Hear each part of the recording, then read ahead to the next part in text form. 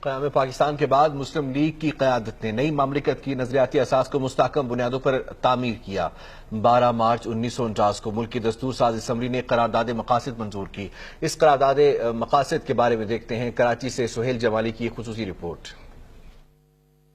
قیام پاکستان کے بعد صرف 1.5 برس کے عرصے میں ملک کے پہلے منتخب وزیر اعظم لیاقت علی خان نے ملک کے دستور کے لیے گراں قدر کام کیا اور پہلی دستور ساز اسمبلی نے 1949 میں قرارداد مقاصد منظور کی۔